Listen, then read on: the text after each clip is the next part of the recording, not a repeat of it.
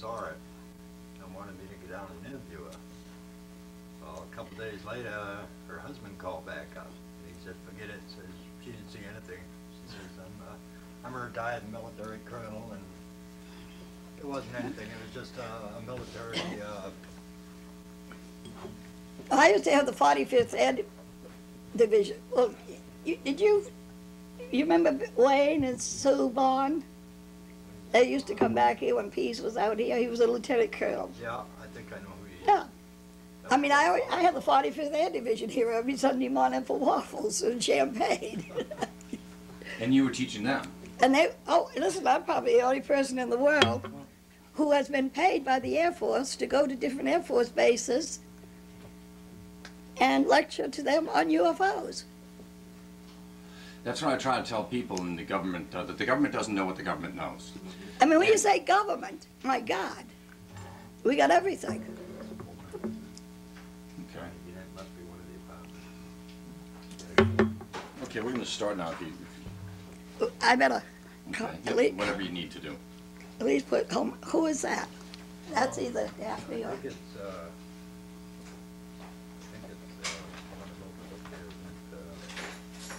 those up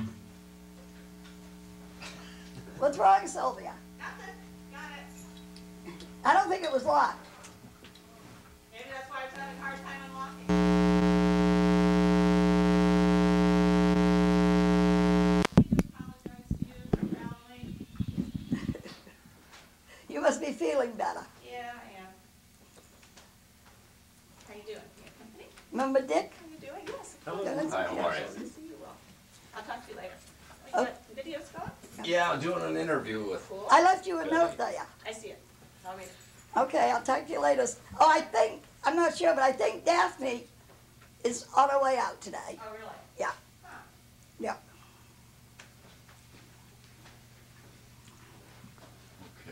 Okay. She said that she's moving in with some other woman. Oh, really? Yeah, I haven't talked to her. yeah. Yeah. So, Okay, Betty, we're set to go. And oh, I was gonna go comb my hair. sure, whatever you need to do.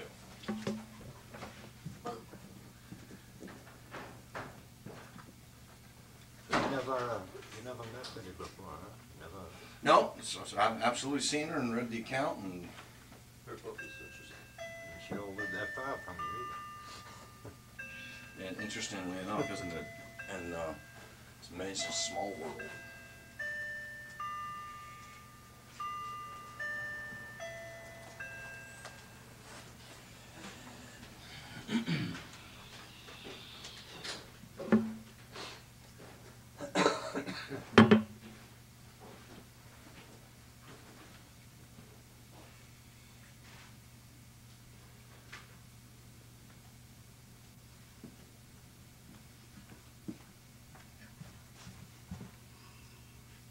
That's the sanest she's been in a long time.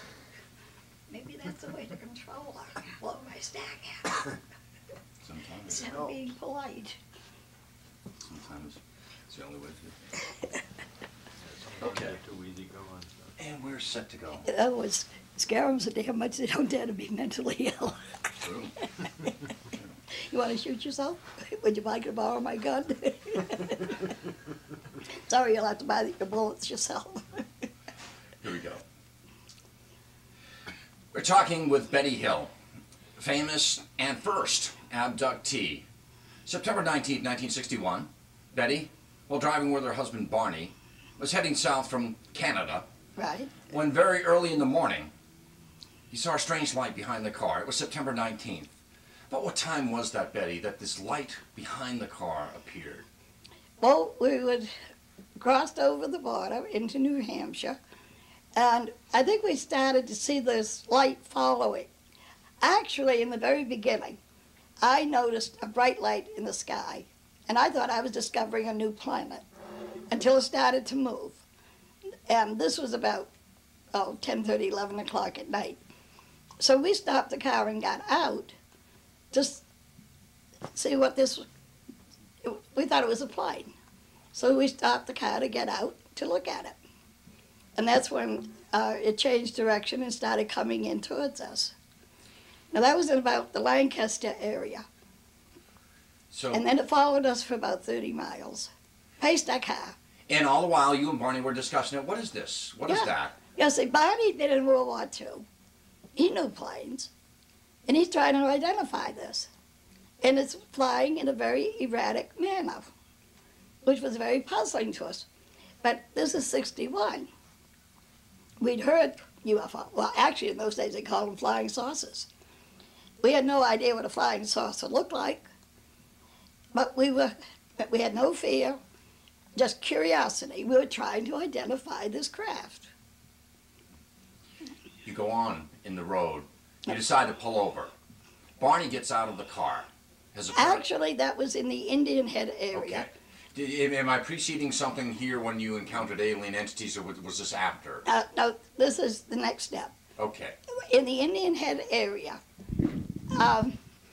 I'm trying to attract the attention of this craft. I'm telling it, come on in. Hi. I got the window down. I'm yelling to it. Hi, hi. Who are you?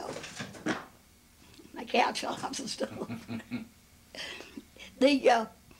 And at that point, it left the top of the mountain, came out over the highway, and stopped in midair directly in front of us, maybe about 50 feet in the sky. So Barney got out with the binoculars in an attempt to identify the craft. And when he looked up, he saw a circular window with a bright light behind it, and he saw these men standing behind the window looking down at him. And at that point, the craft began to descend, and he became frightened. Ran back to the car saying he thought they were trying to capture him. So we got in the car and we went speeding down the highway to avoid capture.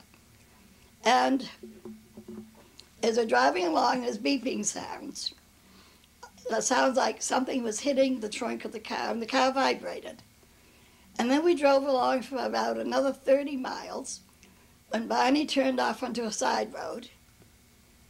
And here were the group of men he'd seen on the craft standing in the middle of this road, blocking our way. And naturally, he had to stop the car. And they came up in two groups, took us out of the car, passed in the woods to where the craft was on the ground. At that point, strange thoughts started going through your heads, thoughts that weren't your own. Did you have some sort of telepathic communication with these entities, or? All our communication was verbal. Verbal? Right. Oh, interesting. Yep. They spoke English in a limited way. Huh. Like, a foreigner coming here and not too well acquainted with our language. But in the same time using common colloquialisms of the day, like you'll be back in no time or something of that ilk. Yeah, well, in the very first part, they had us under some kind of control. And I brought myself out of this, but Barney was only able to bring himself out, partly out of it. So that I was just as conscious as I am right now. They walk you into the craft up a ramp. The landed craft. This is right off Route 3. Well, actually, you didn't know where you were at that point. And, yeah. But Or the was last. that right off from Route 3? So they walk you up this ramp. You're brought in, and what did they say they were going to do with you? Well, when we got up to the door, I was not going to go in. So I socked him. You punched the entity. Yeah. In fact, I put up such a battle that my dress is badly torn. And he said, come on. All we want to do is some simple tests. And as soon as the tests are over, we'll take you back to your car and you'll be on your way. Let's just go back to those type of entities. They were your classic alien, gray-shaped, cat-like. No, they weren't. Okay. They were a form of human being. They were a form of human being. Right. Did they have cat-like or Cheshire-like eyes? They had larger eyes than ours, smaller nose, and smaller mouth. No protruding part of the ear and no hair. So but they're people. Nothing like these classic grays you see here, Whitley Street. I don't know. I've never seen those. I don't know what they're talking about. Sure, okay. There was a leader. Well, we gave them different names to identify them. Now, I don't know if he was the leader or the interpreter. But we called him the leader. And then there was the one who did the testing. We called him the examiner. There were 9 others who stayed out in the corridor, and we called them the crew members. Okay. So you're on board.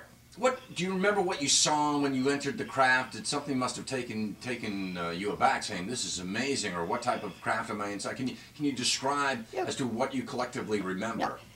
Went in to a corridor, and then I was taken into a room, and I had to step up because the level of the floor was above the corridor, and it was an oval-shaped door like we would see on a ship. Do you remember at that point, did they specify what their agenda at that point was? Were you going immediately in for the examination, or? They had taken us strictly to actually, they wanted to find out how we were like them or different from them physically. Mm-hmm. Yeah. Did you feel that you were chosen for this, or you happened to be in the wrong area at the wrong time, or the right area at the right time? Well, now I figure it was the right time, in the right area. But I think I brought it on myself. You know, I'm waving to him and yelling to him, and hey, who are you? And You get into the examination room. You're separated from Barney. Right, he's taken into the second room. Your examination, and again, all this comes out in later dreams and hypnosis, but immediately do they remove your clothes and perform? What happens? You'll have to. I'm tainted by all the popular lore of abduction stories. Well, see, I don't know anything about those stories. That's good. Well, you're better off. But I was taken into this first room, and it was quite bare. There was a small table, there was a stool, and then the wall, there were doors in the wall that would slide back and forth. And they put me on a stool, checked my eyes, ears, nose, throat, my feet, my hands. And then he put me on a table and said they were going to check my nervous system. And they used some kind of equipment to do this. And then he tried to insert a needle-like instrument in my navel, which caused pain. So they stopped doing it. And then the examiner left and went into the room where Barney was.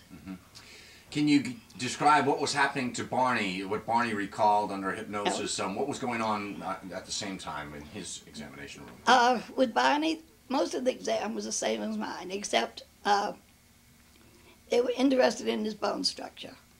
I mean, they were feeling all up and down his spine, his arms and all, basically. Did Barney recall any struggle akin to the struggle that you had, where you had a torn No, because thread? they had him under this control, and he wasn't. Was very upsetting to him because he couldn't move. So they had implemented paralysis, some sort of temporary paralysis on Barney to subdue him, whereas to you they gave you a little more leeway as far as you weren't. Well, I'm small. You know, I was smaller than Barney, so I didn't get such a big dose apparently. So they saw him as more of a fear, perhaps. Right, he was bigger than them, taller. Your examination concludes. Then what happens? Well, while the examiner is in doing Barney's exam, I started talking with the leader. And I said, I know you're not from this planet. Where are you from? And he showed me a star map. And he explained part of the map to me briefly. And then we just talked about food and different aspects of life here. You know? And what? Well, actually, what led to the food was the examiner came running back into the room where I was and started tugging at my teeth. And he wanted to know why Barney's teeth were removable and mine were not. And the story is Barney had dentures. Yeah, during World War II, Barney got too close to a hand grenade and knocked his teeth out. And they were totally confused by that all was very this. puzzling to them. Yeah. And humorous. Yeah. Any other instances that something that as a human you took so general as a characteristic that you never thought of it, that they got confused by, almost childlike, you know, akin to the denture incident? Yeah. Was there anything else like that they seemed that, boy, you don't know that you can recall? Well, they were sort of disappointed. I didn't know anything about the solar system. Okay. That I think they really expected me to be able to identify the map. They were actually upset that you didn't recognize their Right. home. Let's go to that. Marjorie Fish, Right. months later, or years later, actually. Years later. Under hypnosis. Tries to induce you under hypnosis to redraw that No, story. no, no, okay. no, no. Maybe you can go over that. No, Dr. Simon at the time, Benjamin said- Simon. Dr. Benjamin Simon, said that during the week, if I wanted to, I would be able to remember the star map, and I would sketch it. But I was not to think about it. I was just to let my hands go ahead and draw it, which I did. And that was in 1965. That 4 was- years after the incident. Now, in 1969, Marjorie Fish came here and stayed a few days and asked me all kinds of questions, hours and hours, which she taped. And then used that to go back home and Took did your the map. research on it, and identified the areas. The area of the star map, which she said was in the constellation that we know, Reticulus, in the star system was Zeta Reticuli, yeah. And from that point, do you remember them mentioning Zeta Reticuli, or is that a terminology that we as That's Earthlings our have given them? name. So, I would have no idea re- what their name Okay. is for their home planet. and do you remember what type of star system? Was it a white star? Was it a yellow star? A red giant? Do you recall what type of star or anything? It's, I don't know, but I do know that our astronomers believe that the stars on my map were the ones most likely to have planets and have life, as we know it. And so they may be younger stars, hotter stars. Actually, we're believed to be 4.6 billion years old. Or 20 billion. It seems that we But age a they- billion years every 5 years. So But actually, Zeta Reticuli, we believe, now this is a belief, we don't know for sure, but we believe it's about 11 billion years old. So they've been around a lot longer than we have. twice as long, and then the chance to evolutionize to Yeah. to project. So this puzzling incident, you're examined. You get a tour of the spaceship No. or the craft. No. Did they show you anything? It's just only on a need to know basis. Just the one room I was in. The interaction with you and the question and answer session was more than Barney. They did not give Barney the opportunity to inquire. No, there was no conversation with Barney. You I enjoyed myself. I had a great time. Mhm. He joked, we kidded, really? yeah. I invited him to come back. I could say, please, please, please come back.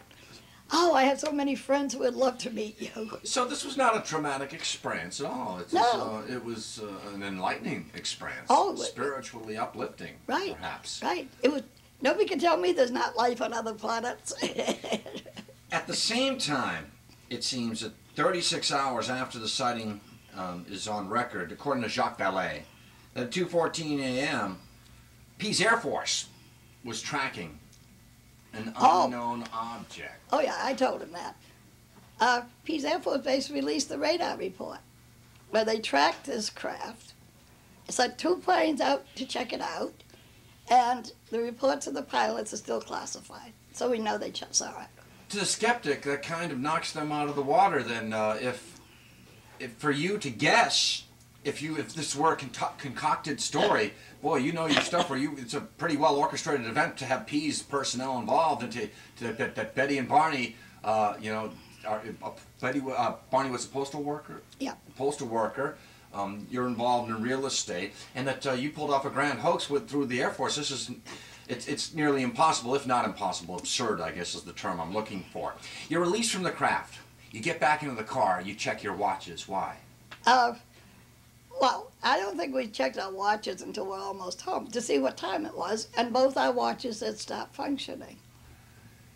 And you could not account for some time elapsed. No, we realized the trip had taken much longer than what it should have. Maybe about 2 hours. Were you feeling woozy? Did you have a headache? Did you have any physical? Were you just exhausted? What can you describe what No, your feeling we've been was? driving all night. We got home about 5 in the morning. We're calm, we're relaxed, Oh, so you weren't, feeling very well. you didn't feel traumatized or Oh, injured no, at any no. time, or should I say violated at that time? No. You go in the house, and I guess is it the next morning you check out the car, and find this what happens when you look at the car? highly polished spots on the trunk of the car.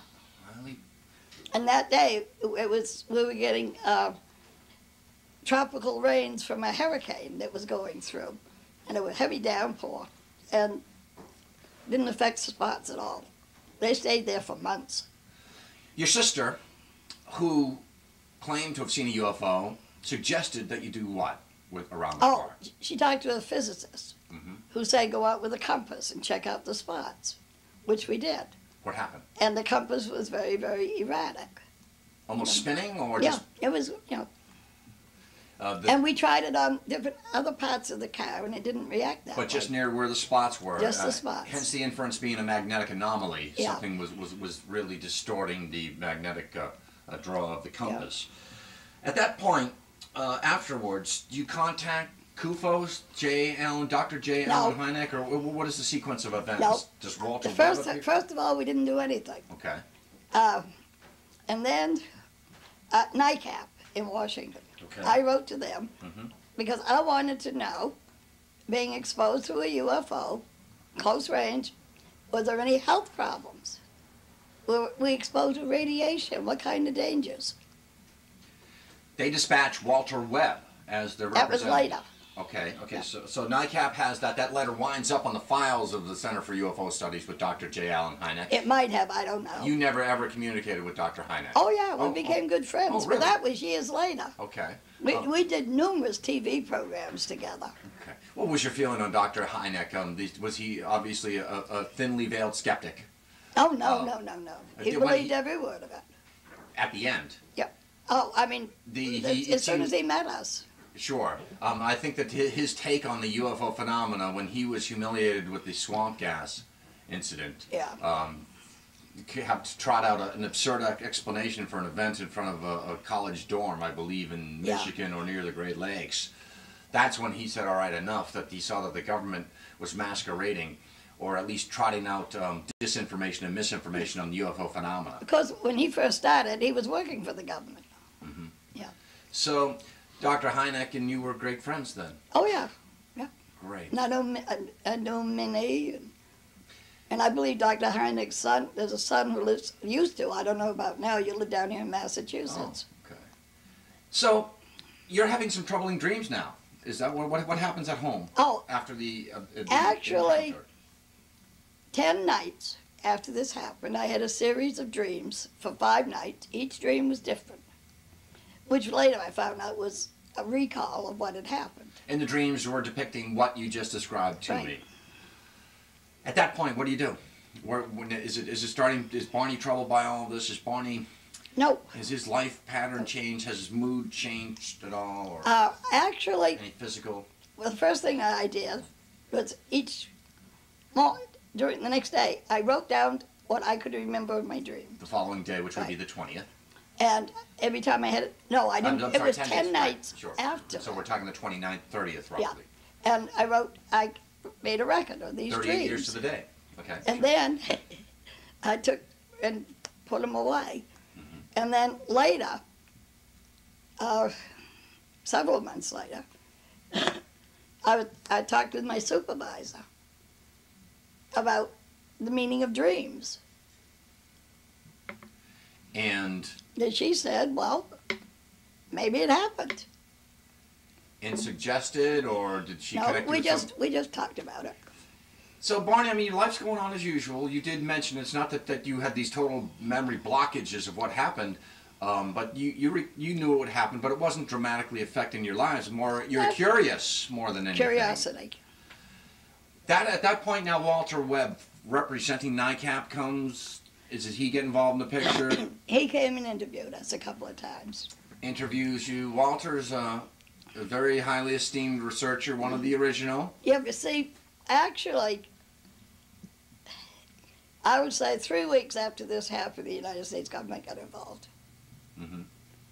Did you notice anything strange? Odd vehicles around your home where you followed? No. Your prototypical Men in Black. Did you see any of those? No, they called us from Washington. They were Said they heard straightforward. about our experience, liked to meet us. They were scientists. They had an interest in UFOs. So, And So they came, and we had continuing contacts with them for years. So The United States government. One time we even got together and camped out with 26 of the top scientists in this country, and Jacques Vallée was one of them. Wow. So there was no subversion or subterfuge going on with the government. They were straightforward out of curiosity, and then no one was mocking you or highly skeptical. Oh, they were looking for information. You know, and because this was a highly unique case, and it represented a different genre in the UFO phenomena, whereas it was a close encounter, I guess, of the third kind, or would you call it a fourth kind, where you were abducted? I know that those are the classifications given by Dr. Hynek. But I know it was a landed craft. You saw occupants and you went on board it. No. And the men who came, got in touch with us were from the White House, National Security Council, NASA, and let's see. Yeah. These were the top The government. big dogs. Right. Right. And the first thing they said to us, stay away from the UFO organizations. And that's, I'd like to reemphasize that to anybody listening at home today. Oh, good for you. You're your own person. Right. They said, we want to know the facts. And we don't want you to even with the possibility of being influenced by something else. So stay right away. And I always have. And I still have contacts. It gets to the spring of 1962. Problems start happening with Barney. What's going on with Barney? Barney started to, his blood pressure was fluctuating, and he was having anxieties. Well, see, Barney was working the midnight shift, too. So he's driving to Boston, South Station, every night. Had to be there, I think, midnight. And, you know, he's getting home, getting through, 7, 8 o'clock in the morning. He's trying to sleep during the day, and everything just built up. And he got sick physically. Lack of sleep can compound itself. Yep. At that point, did you equate that to the incident of September 19th? Did you think it was directly related? Was he having any sort of nightmares, or was just he just couldn't get his sleep? He couldn't sleep, and he was like, he was before we started going to Dr. Simon, he'd leave here, start to drive into Boston to go to work, turn around and come home. And he'd just say, I can't do it. I'm too exhausted. I don't feel good. Enter Dr. Simon. And then, no, he wasn't. He was going to his regular family doctor, who's prescribing medications and all, trying to treat him, and he's not improving. So his doctor thought maybe he had some kind of emotional problem that was preventing him from healing. So he sent him into a psychiatrist in the same office building he was in. So Barney started going to Dr. Stevens on a regular basis, talking about his childhood and his mother and his father and all. And one day Dr. Stevens said, what did you do this weekend? And Barney told him we went up in the White Mountains looking for UFOs. And then Barney told him. And he's the one who referred us to Dr. Benjamin Simon, who had been one of his teachers in medical school. Dr. Simon puts both of you under hypnosis, records... Now, let me get straight about hypnosis. What you hear and what you see is stage hypnosis. We had medical hypnosis, which is the kind that's used in surgery. Medical hypnosis, it's a highly trained psychologist or doctor as opposed to a charlatan with a watch dangling back and forth. Right. Okay. Right. And Dr. Simon, at the end of World War II, had been the director of the Mason General Hospital in New York City for the treatment of servicemen coming back from World War II who had emotional problems. And he was so highly successful using medical hypnosis that the U.S. Army did a documentary of Dr. Simon's work. And in the beginning, it was 2 hours long.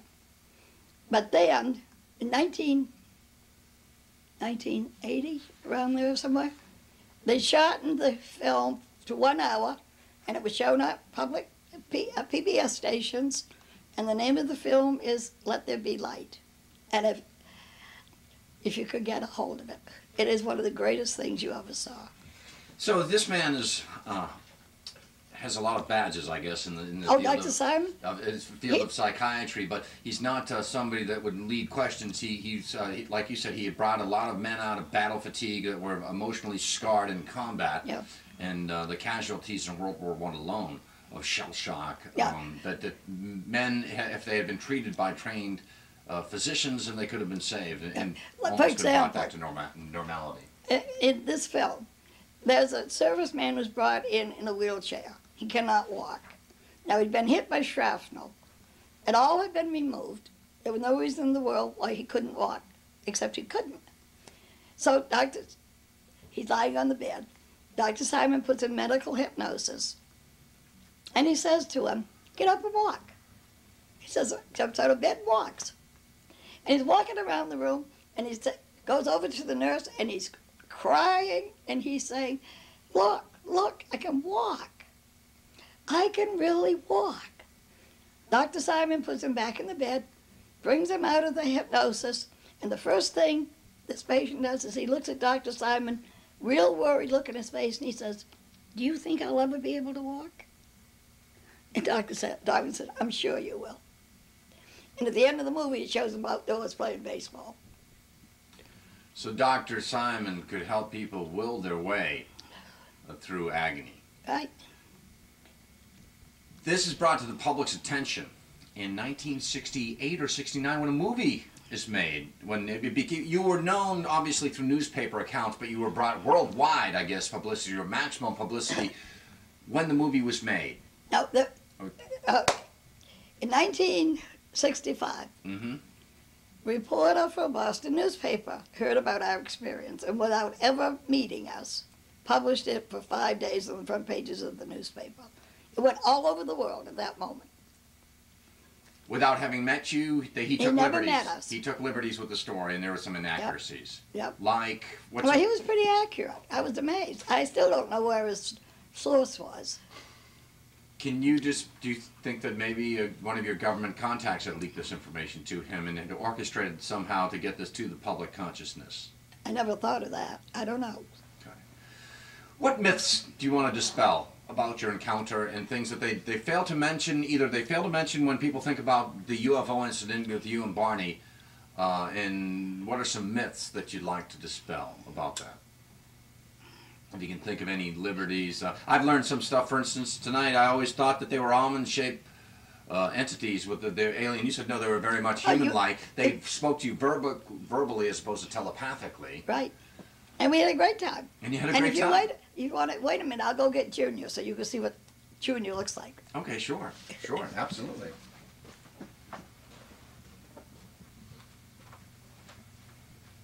Oh, John, Yeah. she's got a picture hanging on the wall over a bed there that I took of a UFO out of your neck. Oh, okay. Damn, that would make a nice cut. See? Another thing. Oh, okay, Junior. Fascinating.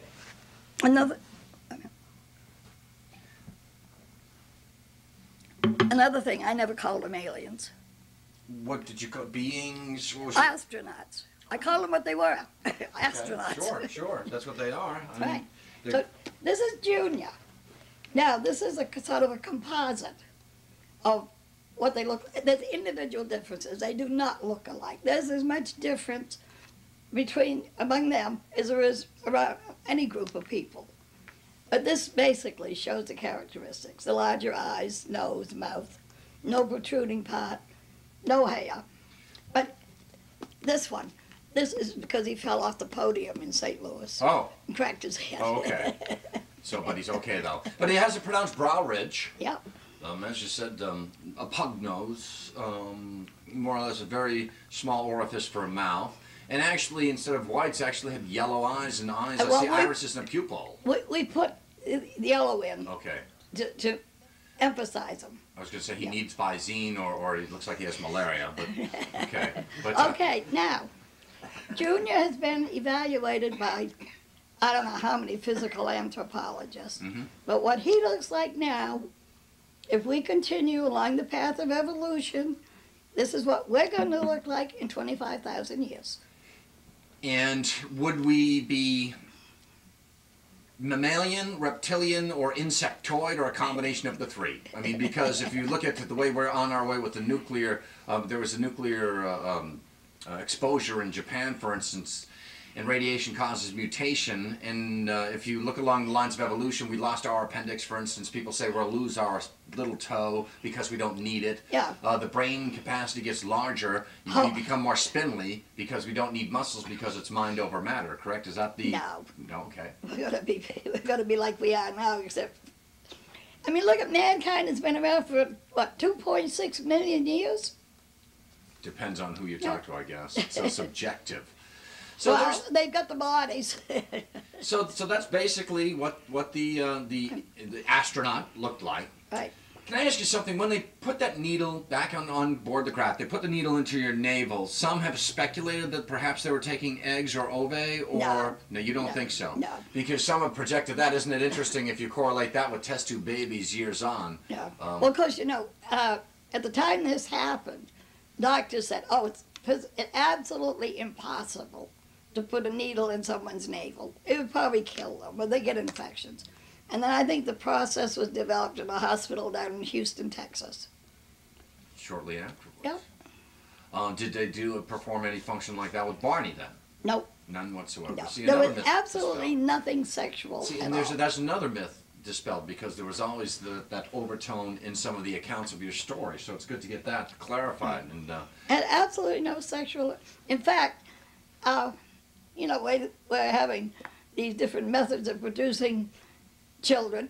Maybe we won't have any sex in 25,000 years. yeah, or maybe of us. Well, I won't go there, but it's even tough in 1999. Let me tell you.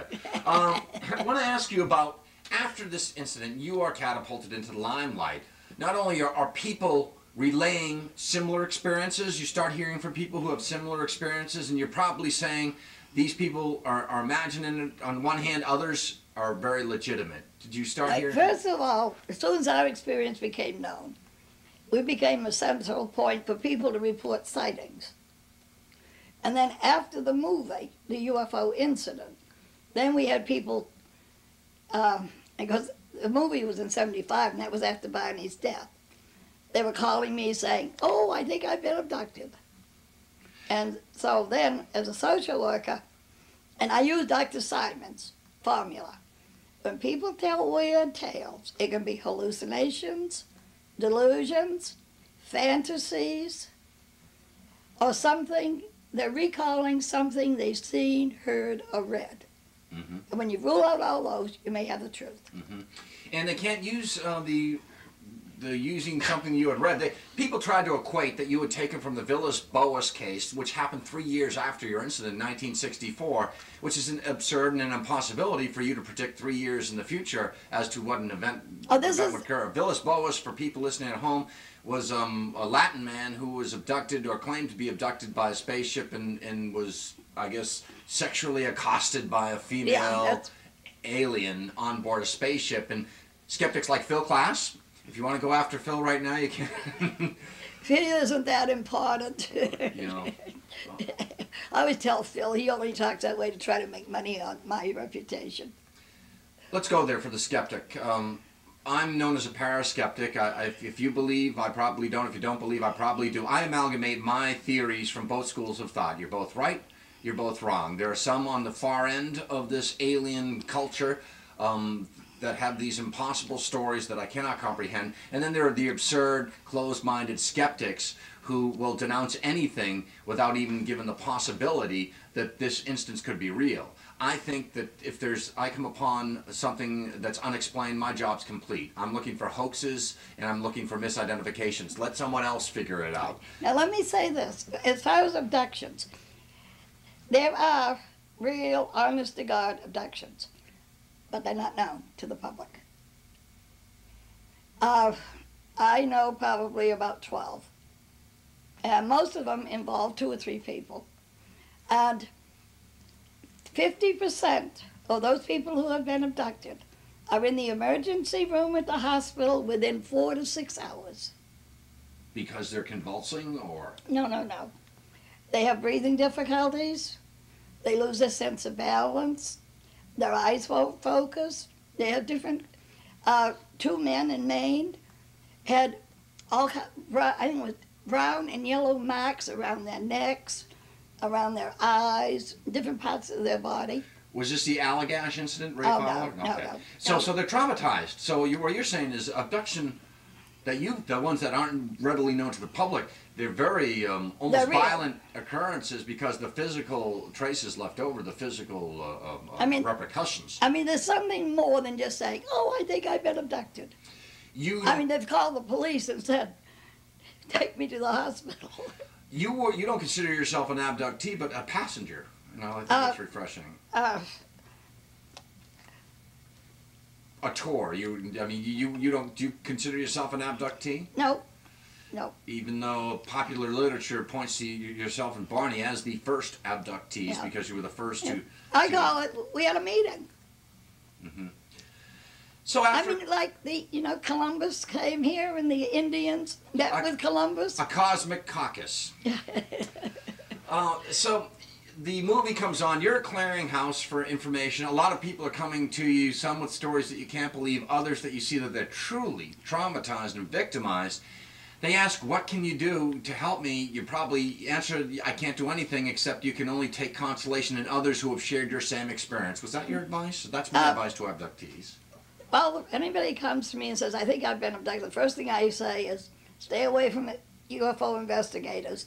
Do not have hypnosis. I'm going to get a T-shirt with that on it. And then, if you've really been abducted, you'll begin to remember it yourself. You don't need anybody to tell you.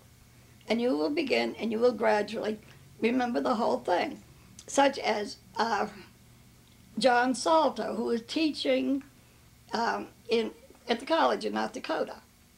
And he got in touch with me and said, "I think my son and I have been abducted." Now, both of them were college professors. Mm-hmm. Only his son was teaching in California, and father's teaching in North Dakota. And the two of them would get together, and they're going to Mississippi on this trip when it happened. Well, they come back home, and they're separated, and both of them begin to recall exactly what happened. No hypnosis, no nothing. They remembered the whole thing. The UFO investigators start calling you, but the government's calling you. The scientists from all branches of, like you said, military intelligence, I'm sure universities, everybody's got a solid scientific inquiry. There's no skepticism at that point because of your sincerity and your consistency of testimony. Well, for, I don't know, about 5 years, I guess it was, I did college lecture tours, which was a lot of fun. Sure, meeting the young people, the young minds. And then, you see, I invited the UFOs to come back, and they did. Not here, but as a few miles from here. And we went out, we had volunteers, we covered the area almost every night for about 15 years. Okay. And we had scientists, we had labs with testing equipment, we had the military, we had half the people who lived in town observing, and we got loads and loads of information about UFOs, but we also got hundreds and hundreds of pictures. Sightings, because over a 15-year period in southern New Hampshire, you orchestrated watch groups. Right. We had all these volunteers, and when I did the college lecture tours, I used about 85 different slides of UFOs. But not just UFOs, UFOs doing different kinds of things. Like a carrier with 9 discs coming out of it. Wow. I mean, I had a $89 movie camera. And you have a film of a mothership. Actually, what I did is I sent the movie film to a friend who's a psychiatrist, projected the movie film onto the screen, and then took his camera and snapped slides. And then I showed the slides in my lectures. And I got, people don't realize what a huge variety of different kinds and shapes of UFOs there are. And also, they usually travel around in a squadron of between 150 and 200. So if you see one UFO, keep looking. There's an awful lot more. They don't travel around alone. That's why the military doesn't attack them. How many different types of entities or races of people? Let's, for instance, you met somebody from Zeta Reticuli. Right. How many different space entities? Are they all from Zeta Reticuli? Are they? I have no idea. All I know. Many? Is that the term? All I know is these crafts are flying together in squadrons. Okay. Usually, They're all together. emanating from the same. I don't know where they're all sources. coming from. Okay. And they travel in squadrons, and this is only based on visual observations that you've taken personally. How many UFOs, for instance, have you seen, do you think? It's impossible. Hundreds, we'll just say, right? Thousands. Thousands, okay. And you can't see them on demand, but you have a sense as to We have where to they know would where they appear. go. Okay. Okay. Anticipating. Would you like to see a picture of a landed Sure. UFO? Oh, I'd love to, yeah. Okay, I'll go get it. I'll keep Junior right here company. All right. Junior is the clay model or plaster depiction of the entity that Betty saw on September 19th, 1961. Betty, as far as the UFOs, what's the largest one you've ever seen? Motherships we've heard a mile long. Do you believe that? I'll have to ask that when she comes back. Most UFOs are small. Most UFOs are small. Small, say the size of what, an automobile, the size of an airplane? About the size of a car, a little bit bigger. Okay. But usually when people say, oh, I saw this huge one, actually what it is a lot of little ones hooked up together, flying in a solid mass. Okay. This is the landed one. Mm-hmm. Wow, you can actually see pods or three legs, Yeah. let me point it out right here, of the craft. So this is a landed UFO, New Hampshire. Yep. No? Yep. Yes. Yes. Looks to be at dawn or dusk, or is that's the light being Dusk. given out by the craft? Yeah, it's beginning to get dusk. So you're looking more or less west Yep. for that photograph. Yep. What year was that taken in?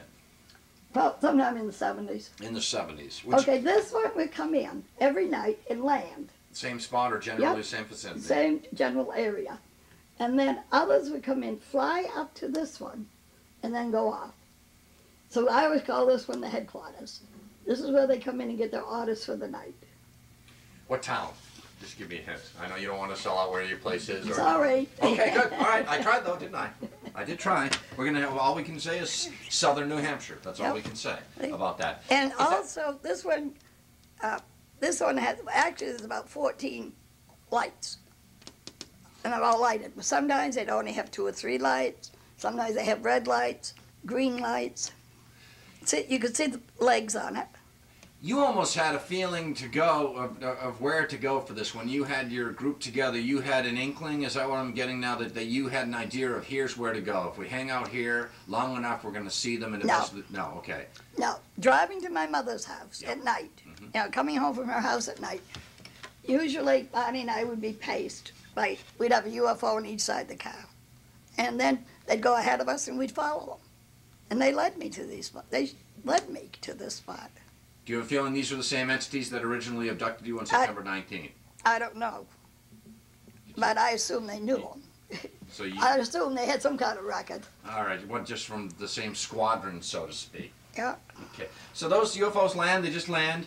Obviously, you didn't walk towards it and try to touch it or get close. The idea was just they'd land, here we are. If you want to take your photos, take them now.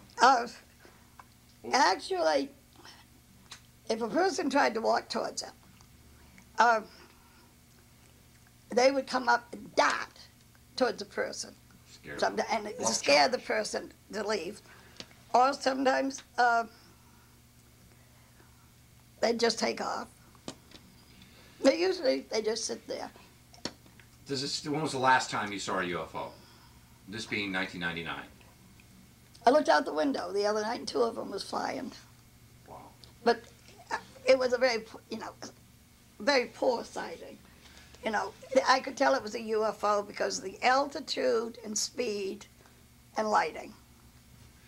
What do you think about cloaking possibilities? I've heard stories that I could be standing next to somebody that sees UFOs and I can't see them if I'm not at a certain angle. Do you... If you can't see them, I'd suggest you have your eyes checked. Okay. You need glasses, baby. Yeah, okay, so in other words, that they when they make themselves appear, they appear to everyone, not just to certain people. Right. Okay, so there's nothing to do with this new age vibrational rates. I don't know anything about okay, that. Good. That's another good thing that I'm going to put on the T-shirt. Let's talk about now. You get catapulted in as the UFO authority. You're invited abroad. Tell me about Europe's reaction or Soviet Union's reaction in how you were treated and who you met, etc. If you could maybe just give me a brief overview of, say, when you went to Europe. I've even been on TV in China. Okay. In this flight, a filming that was done here was sold to China, and they had somebody speaking Chinese for me. Also, same thing up in Montreal. I'm speaking French. You know, everywhere I go, I'm speaking the native And Japanese. they're just dubbing in native, the voice. Yeah. So it's safe to say that this phenomena is worldwide, or is it just the interest is worldwide, or have you heard from all remote parts of the earth of people recounting similar incidents to yours? How would you describe this phenomenon? Well, it's worldwide, naturally. Like, I mentioned that my son was retired Navy. Well, he was stationed in Japan for many, many years, and he had a Japanese wife. And then he got transferred to this country, and this was in the 60s. And she brought with her publications about UFOs from Japan. And I still have them. Wow. And half the article is in Japanese, and the other half is in English. So let's look at the UFO phenomena. They're increasing. The government obviously doesn't know what they are, and that's why they're coming to Betty Hill, first-hand witness. They're trying to learn just as much as everybody else. So the government has to tap into the UFO subculture and the UFO researchers as to gleaning information. That brings up my next thing about Roswell. UFO crashes. I have the opinion that there are either no flying saucer crashes or there's an entire litany. You can't have just one. What's your take on UFO crashes and on Roswell? My opinion, that one UFO crashed because a little lieutenant came out and made a public statement. And no little lieutenant comes out all by himself and does that. He's got to be cleared from the top. We're talking about Walter Hout, the press information officer at Walker Field and Roswell Army Air Base. And he came out and said it, and so it happened. Then the Pentagon came in and said, oh, no. No, meaning you shouldn't have said that, or no, you're totally wrong. You see, Let's forget about let's take a good look at the American public. If they came out and said UFOs are flying here, everybody would be saying, they're violating our airspace. Shoot them. Right. If you don't like them, you don't understand them, you kill them, right? That's right. That's the American way of life. I really think the government is protecting UFOs. Well, let's go take one step further. The government, I think the window of opportunity for disclosure of UFOs' existence by the government has closed, and like you said, because the public would say they've been flying in our airspace all along. The next Congressional Defense Budgetary hearing, they'd slash line item after line item and cut their budgets, number one. So there is no defense against them. They have not shown to be an aggressive phenomena. Right. They could have shot down our fighters. We have the Thomas Mantell case. We have a case in Australia, the Valentich case, where people unfortunately encountered UFOs and disappeared or had some sort of craft malfunction. These instances are going to happen. Hence, that the case in Australia. A friend of mine was in Australia when that happened. The Valentich case, 1975 or 76. A friend of mine was in Australia when this happened, and actually met with the parents of this man. I think he was 19 years old, 20, something like that. So now we're out in the area where the UFOs are, and we're yelling to them and asking them to bring them back to us. And you were asking, pleading, yep. to bring them back. And they're actually coming right in close to us, like they were trying to hear what we were saying. Well, so you are a center or focal point, or somehow you tend to attract UFOs. Is that if Betty Hill wants to see a UFO and puts her mind to it, UFOs will come? No. But sometimes I say that I think it's almost like a atmospheric change of some kind. I can be sitting here, and I can UFO, go over the window and there it is. Okay, so you have a feeling. There's There's something, an urging. Maybe it disturbs the air currents or something in a That way you're that I sensitive to recognize. Just briefly, back to Roswell. So your take on Roswell is, did that incident happen or not, or is the point moot? It's not even worth discussing? Oh, I think a UFO crashed. Yep, and I think it was recovered. No, I don't know if bodies were recovered or not. Well, but I think a craft was. Well, if bodies weren't recovered, it was either A, remote controlled, or B, they were picked up by a safety rescue flying saucer. It could have been, okay, because we had a UFO crash here. Where's here? In my area. In southern New Hampshire. And I went out there and all the people running, UFO crashed. Oh, maybe we ought to call the military. Maybe we ought to call the police. And I said, no, go home and leave them alone. If it crashed and there's anybody alive on it, let the others come in and rescue them. Can I ask you where this happened and when? Very close to the picture. Southern New Hampshire again, that's all we'll get. But what about what time, what year, it's something like this? And does CSETI know about this, that has a catalog of flying saucer crashes? This was never reported. And guess what year? And the next day, I went out with a neurosurgeon from Pease Air Force Base, thinking that if it crashed, and if one was killed, they might have left the body behind. And we searched the whole area. Because if we could find the body, we're going to bring it back and put it in my freezer. And he was going to do an autopsy. Oh. And then we were going to call the whole world to come in and see it. That's right. Ray Santilli included, the British guy who... But we didn't find any bodies. So... But we did find where it crashed. What year was it? I don't know. 60s, 70s? 70s, I would say. Okay, so do you remember when the people were coming running out of the woods, did you see any object impacted? Did you see any I didn't glow? see that, no, but what happened is when the UFO, okay, this man is stopped at a stop sign, and the UFO came crashing right straight down, just missed his truck, and then it went along through the woods, and it cut the trees right off. And this place probably 25 feet wide. And this is what everybody's running after the UFO, following where all these trees are crashing down. And that's when I got them all to come back and go home and forget it. So, UFO crashes are frequent then?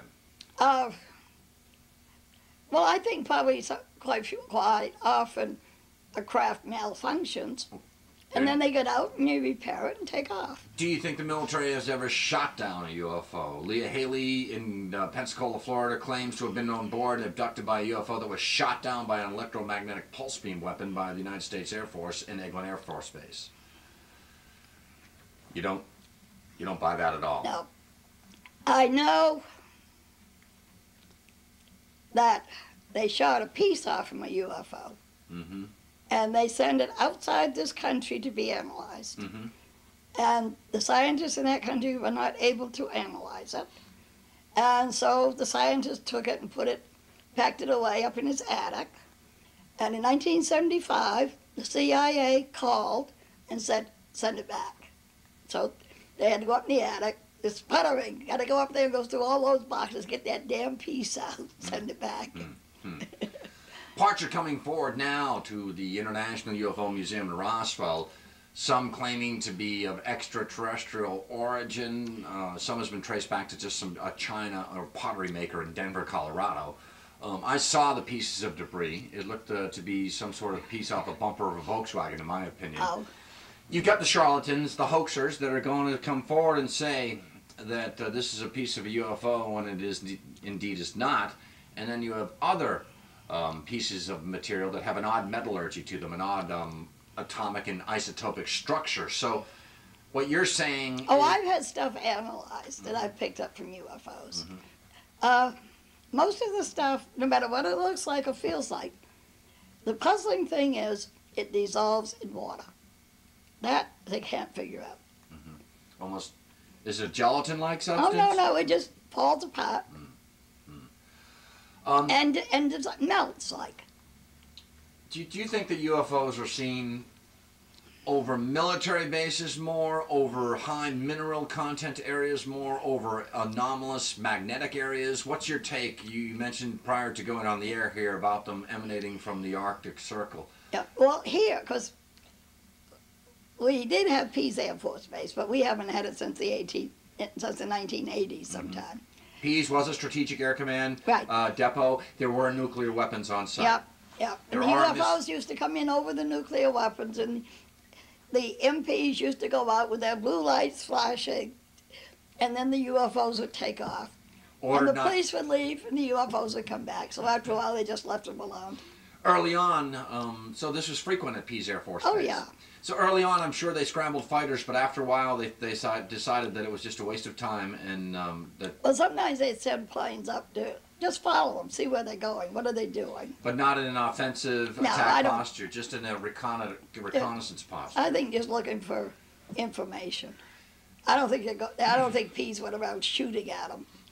So, everybody in New Hampshire would be screaming. That's right. They call attention onto themselves. So Betty, they come. Do you agree then with that assessment that UFOs are seen over sensitive military installations that deal with nuclear weapons, high mineral content areas? Here they follow rivers. For navigation. They follow rivers, and they used to follow railroad tracks, but not so much now because we don't have that many railroads. So they did need lines of navigation. Right. Okay. And our pilots have told me that maybe the reason they come in here so often is when they're flying in, and you look down and you see Cape Cod, the shape of the land. Mm-hmm. There's no other place in the world with the land shaped in that pattern. That's correct. And so maybe that's why they come in here. It's easy to identify. From outer space. Right? Let's talk about the alien subculture. I've seen the alien interview film that supposedly emanated from Area 51, where they have this bulbous head entity. Frankly, it looks like one of Jim Henson's mutated Muppets, but they have this bulbous entity in this enclosure, and some sort of scientist or doctor trying to communicate with this entity. It has a convulsion and collapses. You've seen the Russian flying saucer crash footage that came out on TNT a few years ago, along with the Sverdlovsk midget, which was a cadaver apparently recovered by the Soviets, and then you have the famous alien autopsy footage. So, okay, I saw the one of the small craft that crashed in the Soviet Union. I saw that on TV where they recovered the bodies. Right. I believe it. So you believe in aliens. My take is if there are UFO crashes, then there have to be occupants. If there are occupants, some have to be dead, some have to be alive. If they're dead, then they have to be autopsied. If they are autopsied, you can bet that the military is going to film them. Hence, there is autopsy footage. The question begs, is the alien autopsy footage that was circulated 4 years ago by Ray Santilli, do you believe that to be authentic or not? Do you know? Actually, that body looks more like the astronauts than any other pictures I've seen. Very good point. I never correlated that, but that cadaver looks more like very similar to, what's our friend's name again here? Junior. Junior, yeah. It does look very similar to Junior. In fact, we saw a UFO person that looked very much like the one in that film. Where did you see this? On board the craft? Yeah. When you were taking, okay, Yeah. okay. So and I think in the film they said it was a woman in the autopsy. Right. Well, see, if you really look at them, there's no way to tell male from that female. They're eunuch almost, neither male nor female. I mean, how are you going to wear earrings if you don't have protruded part of your ears? Sure, that's right. That'd be hurting your cheeks, wouldn't it? Right, and no curls. That's right. If you have no hair, you have no curls. No need for conditioner or rinses either. Right.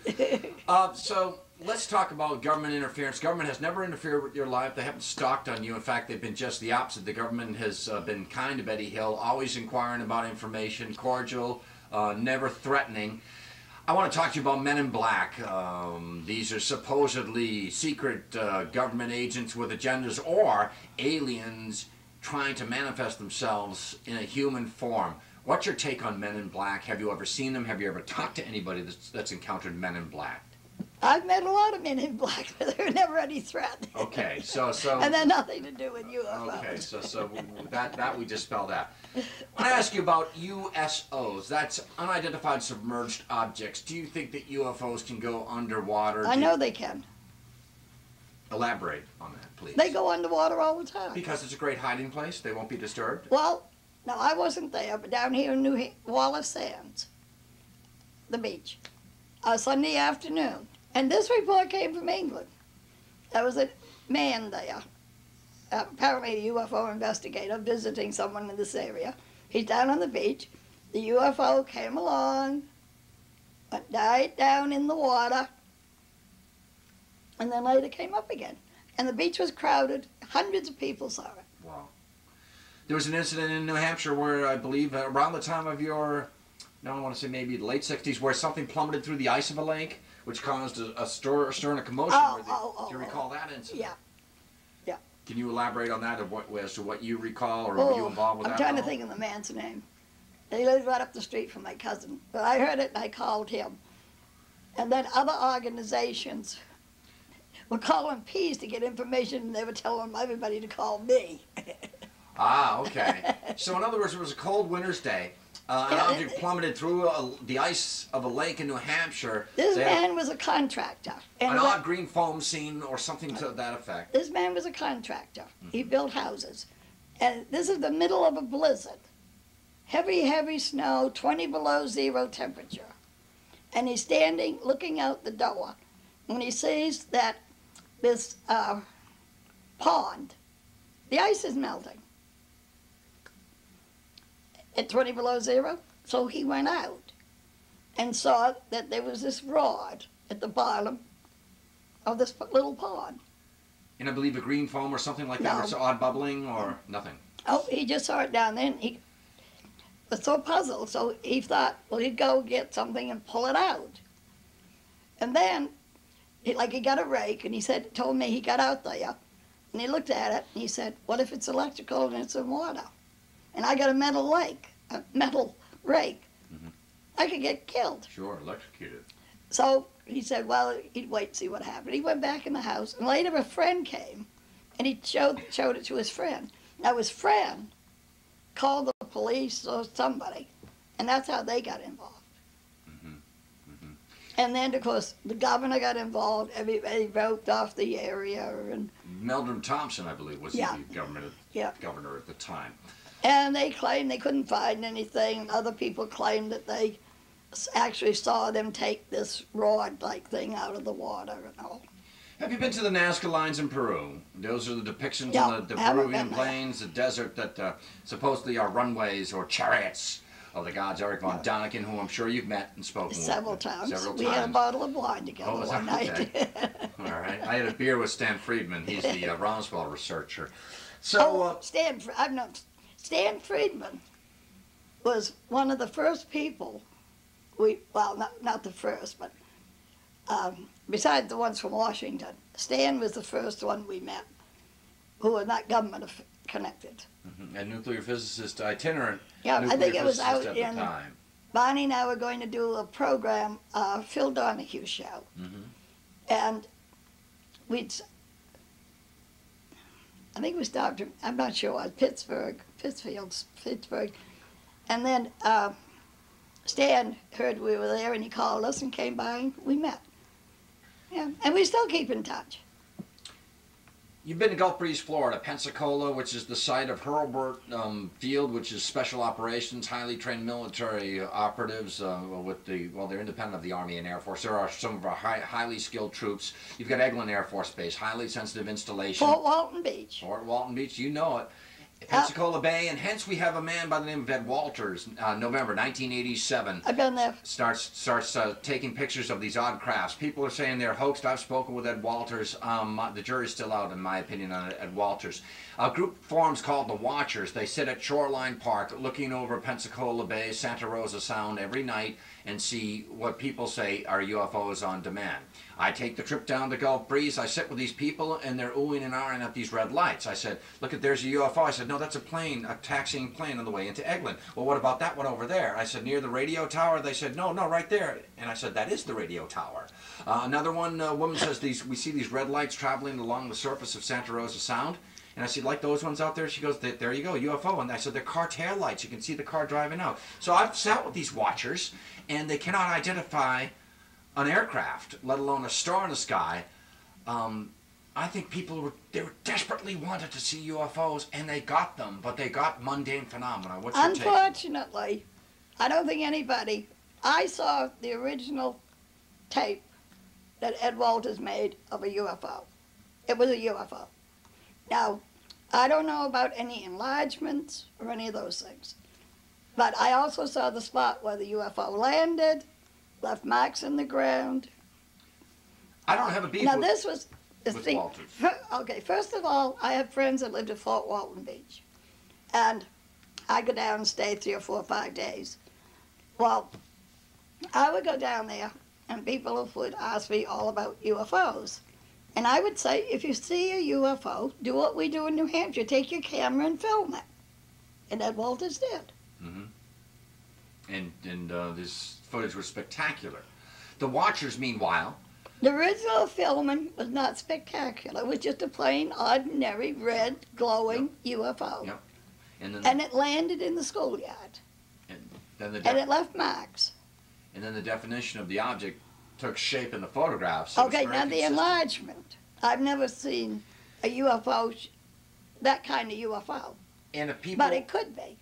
People tried to claim that Ed Walters hoaxed it, yet there are other people that, unbeknownst to Ed Walters, that were seeing the exact same type of craft in the sky at the exact same time that Ed Walters was. You know, so, in my opinion, Walters could be the victim of a hoax, but he was not the hoaxer. Look, that's my opinion. I talked with people. If all you got to do is go to Pensacola, go back to old newspapers, 1950, 1960s, and you're going to find all kinds of reports of UFOs. They've been. They're not new there. They've been there for years. That's right. Now and again, I call Pensacola, Eglin Air Force Base, Area 51. I've been at Area Eglin 51 many times. Gulf, though, I call it, because it's a sensitive installation. We've got the Gulf Test Range where we run missile runs, torpedo runs we ran in World War II. We trained our pilots out there, but it's a sensitive area. And again, getting back to, if UFOs are visiting, they're going to go to where the party is, where we want to know where the entertaining people are. You'd be over Los Alamos, you'd be over Sandia Laboratories in Albuquerque, you'd certainly go to Eglin, and you'd go, as we mentioned, Area 51. What's your take on Area 51, Betty? Do you think that they're hiding down? I don't think that's UFOs. Okay. You know what I think it is? And I think it's when we captured planes from other countries and we're testing them out. We did it at Area 51. Also, the last thing I read was that area was so polluted with radioactivity that they moved everybody out. So you and I think alike in that respect. I think that there are black aircraft like the SR-71, the F-117 stealth fighter, B-2 bomber, and there are red aircraft, Operation Red Hat. They run red flag games out there whereby they take their enemy's aircraft, the Soviet Union MiGs, and they test them. They want to find their Achilles heel, their weaknesses, so you continually... So why not put up a UFO story? Yeah, we got flying saucers here, when the real agenda is we've got Soviet aircraft. Right. Moreover, we've got a lot of Soviet aircraft, and if you could imagine if they could deploy those aircraft in an arena of combat under their enemy's colors, there you go. So the government, that's why they never sought to quell the talk about UFOs. They just didn't want you to look at the base. You know, you can talk about UFOs there. And it also, if it's polluted with all this radiation, sure, I mean, it also could be a health factor. There were a lot of nuclear shots out there. Yep. I mean, it's still cratered to this very day. Yep. So we basically, in this interview, taken a walk across America, discussed Roswell, Gulf Breeze, Area 51, hot spots of UFO phenomena. Do you think the Great Lakes is a hot spot for UFOs? Do you believe in something like the Great Lakes Triangle, for instance? I know there's a lot of sightings. They follow waterways. Do you have any... They go up the St. Lawrence River. Can you equate UFOs with, say, instances in the Bermuda Triangle, or are they two separate and distinct phenomena? Oh, I think they're separate and distinct. Crossing into other areas of Fortiana, like, say, let's just talk sea monsters. You've been to Loch Ness. I've been to Loch Ness. Beautiful place, myself included. You went probably to Drumnadrocket, which is the little hub of the loch. Did you ever see anything strange? Did you see a UFO near Loch Ness? Nope. Nothing. Nope. Just a beautiful loch. Nope. No Nope. surface. And we went on a tour. We went all over England and Scotland and Wales and But the UFO, Ireland. the UFO phenomenon is very deep and entrenched in the UK, in the United Oh, yeah. Kingdom. They're seeing them just like we are. Yeah. In fact, I just got a card from a man. He's the national director of Mensa. You know the Mensa? Sure, Mensa, yeah. Yeah. He's the national director of that in England. I was- And he's also involved in UFOs. I was a member, let's talk quickly about UFO groups. I was involved with BUFORA, which is the British UFO Research Association. I'm a dissenting member of MUFON, the Mutual UFO Network. I tend to think that MUFON collects all the UFO reports and sits on them, as if, I think out of greed, that they're going to either slip us the answer one day, or that how can we put this into a database and make some money. And I've known a lot of people that have sent reports to MUFON trying to get information on it, or have a researcher meet a dead-end door with old Walter there, and Walter's retired, nice man. But there was a cloak of secrecy, hence that I think that MUFON is a government agency for UFOs. What do you think of that? No, because I don't think they get enough valuable information. Yeah, I agree. Oh, Yeah. so MUFON... Yeah, I know. I've met Walt. And John Schuessler, who's going to take over. He and I've had contacts with each other. In fact, I think John Schuessler was there when Junior fell off the podium and broke his head. Okay, so And then Dwight Connolly, who's taken over as the editor of MUFON, has been here. You know, I mean, I have contacts with these people. So these UFO organizations are subjective in nature. Each state with its own little agenda on how you'll see your UFOs and what your UFOs will look like. That's the idea I got. Dealing with MUFON people, they're set in their ways as far as what happens. Some are so bizarre and out there in the field that you don't know what to believe. So you've got that. That's where the science breaks out in fissures. You've got individual organizations with their own individual perception of what a UFO should or behave like. And they Hence- don't. You never know what they're going to do. So it's a massive game of pin the tail on a donkey, and a lot of people are getting poked in the you-know-what. Yep. Because people are feeling for the answers. Everybody seems to think that they have the answer, when in fact, maybe we all have a certain piece to the phenomenon. Have you ever seen Bigfoot, Betty? I'm in one of the things that I research of Bigfoot in the New England area. No, I have never seen Bigfoot. However, I think maybe he might have run through my mother's yard one night. In southern From- New Hampshire. Yeah, because the whole ground shook. And we kept hearing this little noise, and we thought, it's too big for a bear. So we picked up sticks and we're hitting the ground. That's what you do to keep a bear away. Oh, I don't know. I never met a bear face to face, but that's what we've been told. So you would not equate them with UFOs, Bigfoot? Yes, I would. Okay. Oh, please. I digress. think, now I say this, now basically, I think Bigfoot is of this planet. Okay. But there have been reports of a UFO landing and one footprint by the door of the UFO. It's a Bigfoot. And there's only one print. So it's like he put one foot out, looks around, gets back in. I mean, something's got a huge foot. So these cases of the equation between Bigfoot and UFO phenomena at least have to be considered. Right. Because if you look at mainstream Bigfoot research, they denounce any sort of paranormal influence or association with Bigfoot or UFO equation. Or if you're riding around in a UFO and you want to clear the area, drop down Bigfoot for a few minutes. That's a great idea, sure.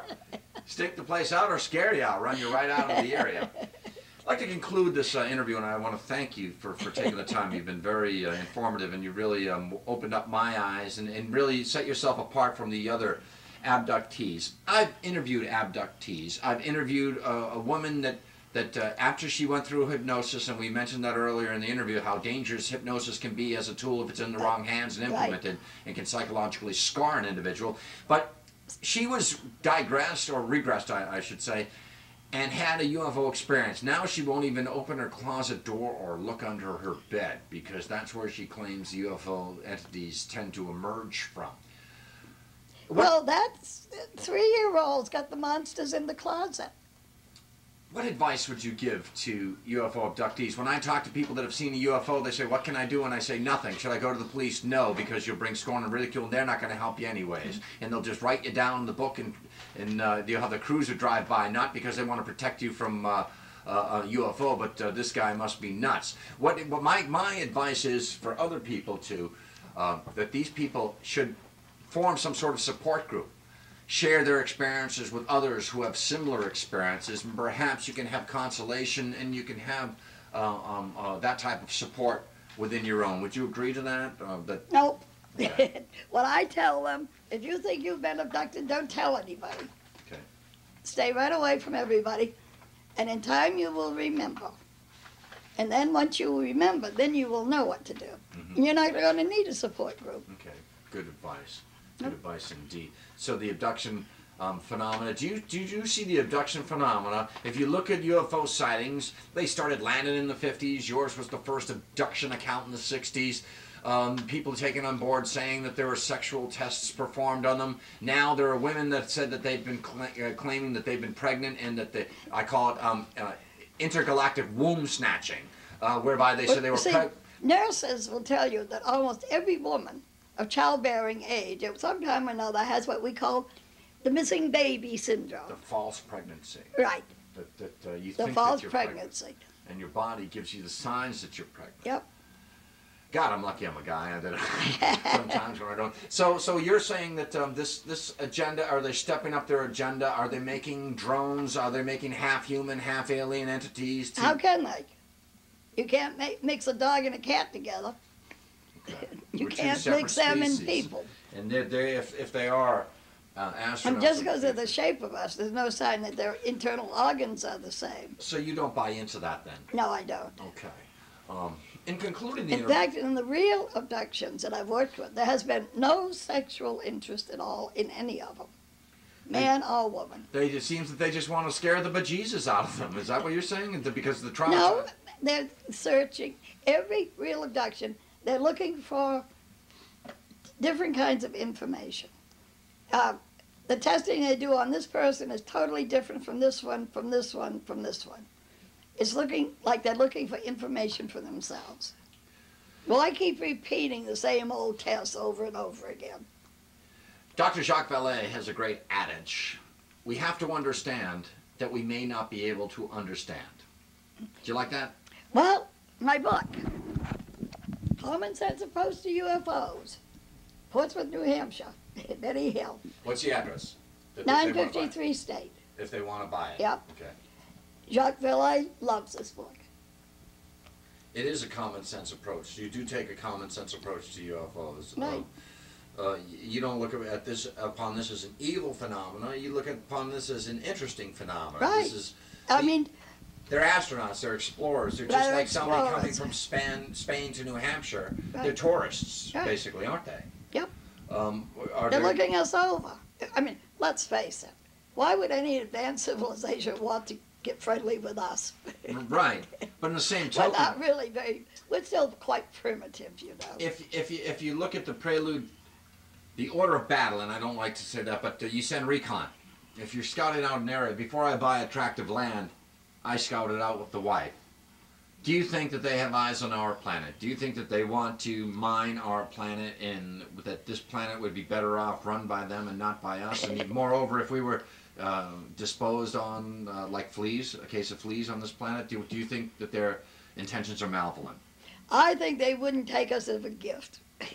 So you're saying is they like the planet, but they don't like what's on it? I mean, I think they're trying to decide what level of evolution we're in.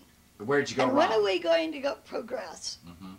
Is every year we get worse rather than better? Do they have their eyes on the planet and its minerals?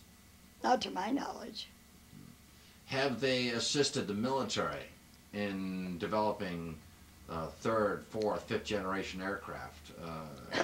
Have we made a quantum leap in avionics due to alien intervention? I think we've had advances in our technology based on things that we've obtained from crashed UFOs. So the book, Like fiber optics. okay, Philip Corso was the one who wrote The Right. Day After Roswell. All of I this, agree with him. In unfortunately, fact, I know two people who did analysis of the stuff. Well, unfortunately, I can't find holes in his story. He is who he says he was. That's no denying. Because the only difference I would have is he seemed to think that the UFOs were a threat to us. I know he made But a lot this is military. Anybody violating our airspace could be a threat.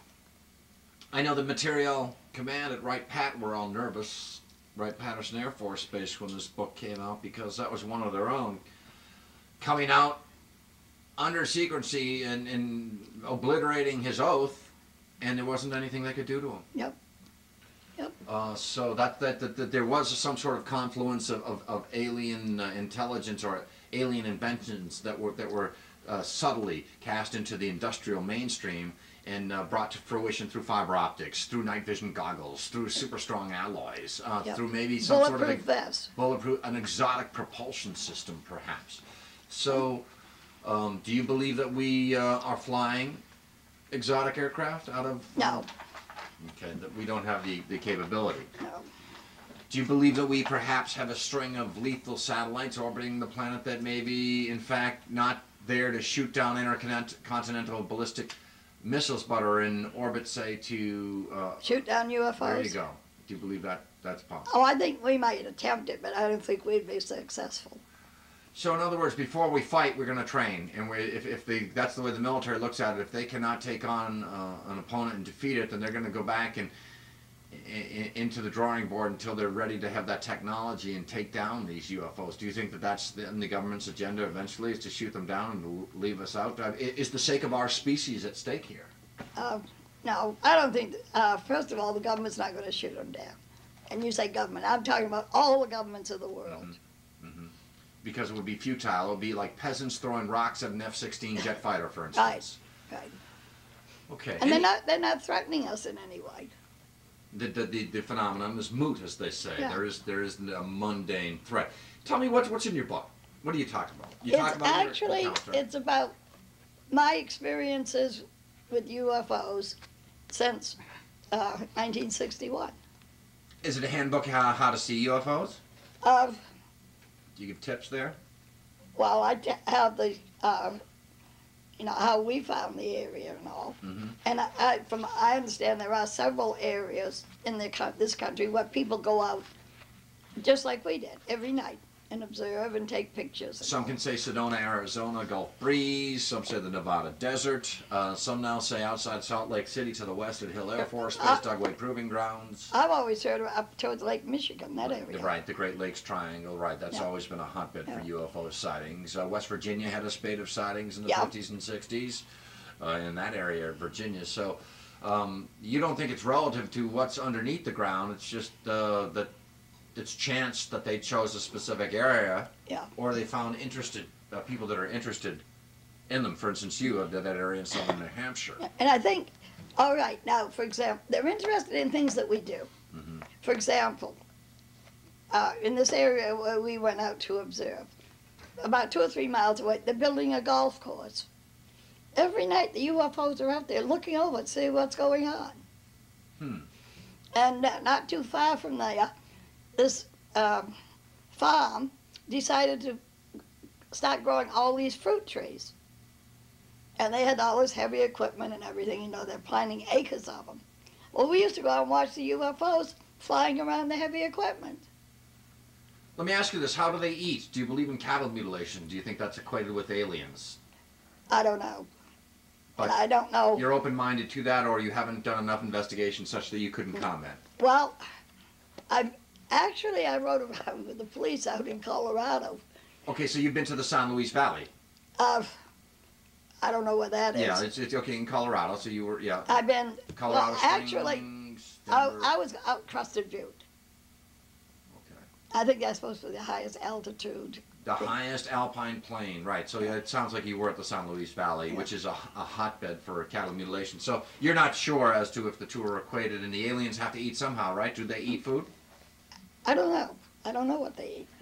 But I know that, I rode around with the police out there looking for, they took me around, showed me this is where this cattles were mutilated, and how they had hired men to go out and protect the cattle tonight with their loaded guns. and they were cookie cutter and sized, Yep. laser precision. So you don't know what to make of that. No, but somebody was mutilated. I know one thing. One farmer gave me a picture of a calf of his had been mutilated.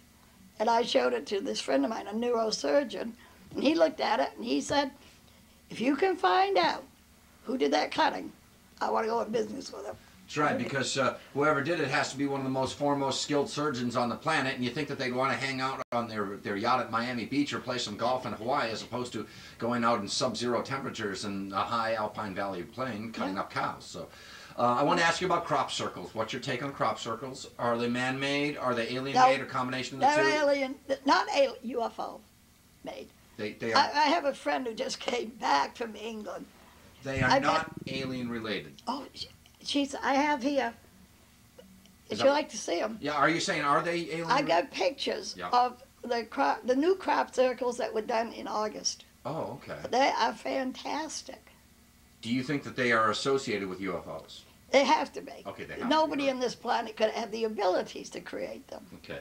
I've examined Doug Bowers and David Shorley are two hoaxers in England that started the crop circle, or started making crop circles in the late 70s, early 80s. They can lay claim to a majority of the crop circles, but not all of them. Now, these two guys, they're more or less hoaxes. Mm-hmm. They take a board and they... Right. But these, actually in the crop circles, the wheat is almost like it's braided. Mm-hmm. It isn't just flattened. It's swirled. Some people standing within them can feel, hear a hum. Others can put a compass over some sort of Geiger counter, and there are magnetic anomalies involved. Are you aware that there's sand circles have been found in the deserts of the Sahara, Gobi Desert in China, and ice circles? In fact, an ice circle was found on the frozen Charles River in Medfield, Massachusetts, circa 1993. Oh, I never knew that. Yeah, ice circles have been found near the Ross Sea ice shelf in Antarctica. So that these are not just in the barley fields and cornfields of England, they are taking a place across many vast expanses of the globe. I know there's been crop circles found on the West Coast. Right, Washington State recently. Yeah. What's your take on, have you heard of black helicopters? Yep. I filmed them. Okay, could you elaborate, please? Well, the one that I filmed, I have a picture of a helicopter pilots say they can't understand it because it's been modified in such a way that it should not be able to get off the ground. The helicopter. Yep. San Luis Valley, back to Colorado, where the cattle mutilations occurred. That's a hotbed for black helicopters. And that's the police believe it's the black helicopters doing the mutilations. You think it's somebody in those black helicopters? Right. Now the question is, are they government or are they aliens manifesting? Are they aliens manifesting themselves as black helicopters? I don't know who they are, but they're not government. Why would they go around doing that? Right, because they could have their own little farms and experiment on their animals to their heart's content. Right. So that would leave up an option. And Chris O'Brien, I made this inference to him. He's a researcher in the San Luis Valley. What if the UFOs could manifest themselves as black helicopters? Let's just say, if an incident... That's it. See, now you're going to do a totally different area. Oh, let's go. We're there. I've got a picture that I took in daylight. I looked up, I was out in my area, and I'm with a friend, and I look up, and I saw a plane and a helicopter flying side by side. Was the plane a C-130, had 4 engines on it? What type of plane was it? Just a plane on a helicopter. Okay. And those two attracted my attention. And I got a Polaroid camera. I snapped the plane and helicopter. You don't see planes and helicopters flying side by side. I snapped the picture. And I got a disc and a flying barrel. Wow. Along with a plane and a helicopter. So lately, over the years, also I have a friend who filmed a carrier letting off, looked like small planes, like the old planes, like World War I planes. So I think something like 8 of them came out of the carrier. And they looked like almost like rolled. It was biplanes. All planes. Interesting. And so, and then UFO. also, yeah, and then also we had here what we call the crazy plane. What's that? It looks like a plane. Okay. And It will do things like it'll come right straight down from Here, the meaning sky. southern New Hampshire. Yeah, roaring, worse than 10 jets. Come right straight down, pointed at the ground, stop about 20 feet, flatten off, up, and take off. Do you think that's an alien craft or a I government? know it is. Okay, sure. So we So have, look, they're beginning to disguise themselves. that's okay. So They're beginning to look like things that were familiar to us, right. so that they can get in closer. A good Chris O'Brien story was he had investigated this strange helicopter encounter of a family in Colorado, saw this strange yellow helicopter. And it's so expansive to travel in that helicopter, you wouldn't have enough fuel to go to the next depot. And so he's driving home and he's typing it up on his typewriter the next morning, and he looks out and he sees the same yellow helicopter 13 years later, the way they describe. Now, I want to get back to special operations groups. I mentioned them earlier. They emanate out of Kirtland Air Force Base in Albuquerque. They're trained there. They're dispatched, or I call them their nest, is at Eglin, Hurlburt Field. Black helicopters are shiny or flat black helicopters that are not registered with the FAA. They don't have any military numbers or markings, so they don't exist. You can fly at any altitude, anywhere you want. They also are accompanied by 4-engine planes called C-130s. They can be, the way I look at it is, it's the United States of America's way to check into the terrorist game unannounced. You fight terrorism sometimes, unfortunately, with terrorism. These are surgical teams that can get into an area, perform whatever duty they have to do with electrical intelligence or psyops against the enemy, and leave. So now for the aliens to manifest themselves, you have UFO sightings, and these special operations groups would show up later. So now it seems that the aliens may be, or so I've heard, manifesting themselves as these black helicopters, almost in a mocking manner. What do you think of that? To the point that here's your secret group, and okay, yeah, the UFOs come in and manifest themselves as black helicopters, because you're inferring that these UFOs have the capacity to manifest themselves as some of our sensitive aircraft. Is that correct? I don't know. I do know this. I've talked with military. Oh, no, in war times, we used black helicopters. Mm-hmm. Now, after Vietnam, all the helicopters came back, and they were repainted to go to the different branches of government, the military that they've been assigned to. And there were no black helicopters. But I assume we probably had them when we attacked Iraq. Mm-hmm. Mm-hmm. So in other words, black helicopters are great. They're great instead of scrambling fighters to investigate UFOs. You can get a chopper up out of anywhere, get it to the area, investigate. They're usually a few days late, or a few hours late, anyways, and leave. But that you've seen you've heard of odd terrestrial aircraft that you and I know as terrestrial aircraft behaving in strange manners. Like you said, that this woman who saw this UFO releasing circa World War I vintage aircraft. Yep. It's a new phenomenon. And she actually got some real good pictures of one of them, because one of the small planes flew right down towards her. And it looked just like. And you could see the two heads. You know, it had like the canopy, like the old planes had. And you could see the head, because you couldn't see the features or anything. Do you believe that there? And this was filmed in daylight. Richard Hoagland, former NASA advisor, talks about the monuments on Mars, talks about structures on the moon. What's your take on that? Do you believe that there's ancient monoliths or structures on the moon? Are the aliens using that as a staging ground? What's your opinion on that? Richard Hoagland tends to. Yeah. I don't know. I don't have any opinion yet on Mars. Okay, on the face on Mars. I think life could have existed on Mars. But you do. I think, I've read books, scientists, years and years ago, how when the planet Venus came in to our area, it went too close to Mars and flipped it over and wiped life out there. Do you think the asteroid belt was a planet that exploded? Could have been. Okay. I don't know. Do you think the astronauts encountered UFOs on their Apollo flights, their Geminis, their Mercuries, their space shuttle launches? We've seen the videos coming out. We've heard the fourth and fifth hand stories. Well, I know Gordon Cooper filmed a UFO, a landed one, in Edwards Air Force Base. Right, 1955. Because he was here last year. Oh, Gordon was. Yeah. Oh, yeah. Yep. Now, when he's coming out and speaking, saying that he had an encounter. Edgar Mitchell is another one that. I've done TV programs with him. So you have two esteemed astronauts, and I believe, was it Mitchell that brought in Apollo 13? He steered it manually, which I thought was, no, No. Mitchell. I think Mitchell's craft, or was it? One of the astronauts there, that we just, Cooper, I think it might have been Cooper, that actually steered his craft in, which was one of the greatest single-handed manual re-entries in the history of space I know it was Apollo exploration. 13. Right, but Which is an unlucky number for them. so you've got these astronauts saying that they encountered UFOs, and they've seen them, which means that we are being monitored. Our launches are being monitored. Which also means the government is loosening their security Right. Well, on secret information. exactly. But when it becomes so compartmentalized that you don't know what the person next to you is doing, and they don't either, that it's bound to slip out. But if you break up the pieces of the puzzle and disperse them, it'll be harder for somebody to put together the pieces. But every once in a while, you link a few pieces, and there's a picture of what is actually happening. So there is a possibility then that these UFOs are monitoring our space flights. You agree with that? Oh, I would assume they would be. Mm-hmm. Yeah. Mm-hmm.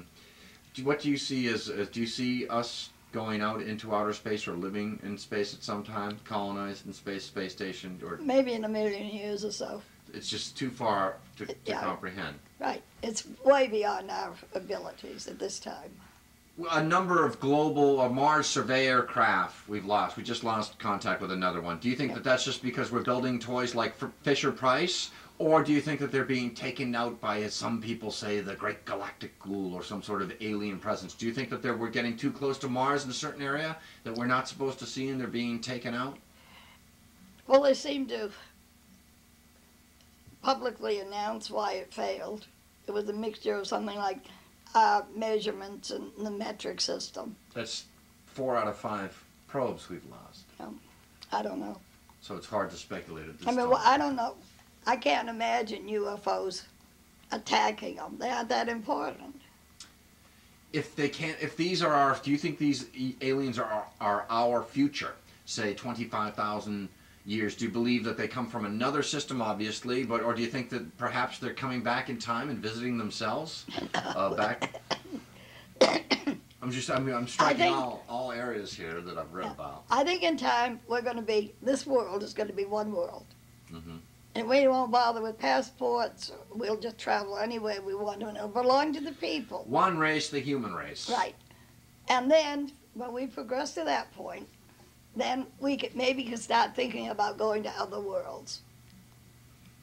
But we got to learn to get along with each other here first before we go anyplace else. That's right. Before we look to the heavens and decide what is right for the cosmos, let's settle our differences here on our own little mud ball. Right. Right.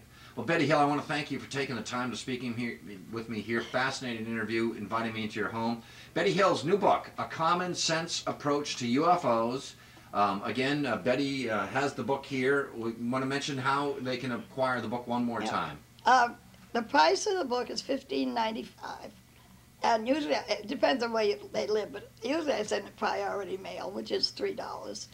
And the address is 953 State Street, Portsmouth, New Hampshire, 03801. You got it. Live it, learn it, read it. Betty Hill, thank you very much for being our guest here tonight. Okay. And now you can sign my guest book. And I gotta. You are. Oh, yeah. I love this. Hold them up to the camera if you'd like. These are some pictures. I've got the camera running still if you'd like to hold them up. Oh, I gotta go take a trip first. Here's a flying trash can. The flying trash can. Let's hold Who was it? One of the astronauts saw it. towards you, Betty. Yeah, that would be great. A flying trash can. You hold it right towards you. Okay. I call it a flying trash can, but one of the astronauts saw the same shape out in space, and he called it a flying beer can. Oh, okay. So, what else do you have there? Oh, there's another. This is a disc. This little attachment here is a remote-controlled object, which they toss out and it flies around by itself. I don't know, it could be a listening device, something like that. And there's 7. And that's a very common pattern for them to fly in. I don't know if you can get these or not. Sure, yeah. Great. They look okay. That's a very common. Yeah, a very common pattern for flight. And then Oh, this one's huge. Is that the outline of a craft? This or- is the front, the lighted front. And I would say this one is about 1/4 of a mile wide. Wow.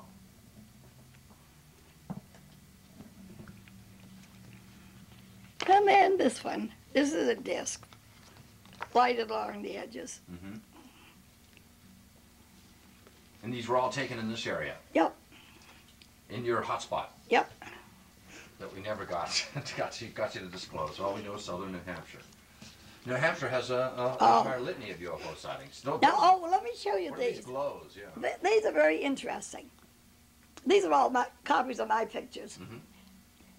If you're too close to a UFO, this is what it does to your camera. You can't take a picture of it. Wow. You get all these lights. I mean, I assume this is different kinds of energies if we only knew how to analyze them. And these were outdoors taken. These were taken right to my front steps here. And this The UFO was coming up the street. It was right up your street. Now, how long ago was this? Oh, I don't know. I always think of everything in the 70s. See? Wow. Oh, this picture is very poor. Anyway, the craft came up the street. I'm standing on the front steps. And then when I went over the roof of the buildings across the street, and I filmed it. But this is a very poor picture of it. Anyway, it was a circle, a circular craft, round like a ball. And they had windows that were lighted. You could, almost impossible to see them there, I think. Yep. And then this here, UFOs quite often come in on beams. Mm-hmm. They'll come in, they might have 2 or 3 beams come in, and then as the crafts come in, then the beams disappear. That's the, oh, this is, actually this one here, this is bright red. That's the way the pictures were duplicated. Here's a remote controlled object. And this one is bigger, it's a perfectly round ball, and it's bigger than the full moon. Hmm. Oh, that's some more from the too close. Yep. So, okay? That's fascinating. That was great. Thank you very much, Betty. Appreciate it. And good luck with your new book. It's great. That's your first book, isn't it? Yeah. Oh, I've written several articles. That's your first book. Yeah. Great. Thank you very much, Betty. You're welcome. That was great. Thank you. God, that's the longest I've gone without I a know, cigarette yeah. in years. I'm sorry. You are a champion as far as covering the phenomena. Let me tell you, you are so refreshing. Just some of your answers, and I like the way you suck. I never woke up and found any strange men in my bedroom. You sock it to the other researchers, and you dispel a lot of myths. And You owe me a copy of that tape. oh, absolutely, absolutely. That was fantastic. Ah. That was great, Betty. And thank you for your patience. I really appreciate it. It's a great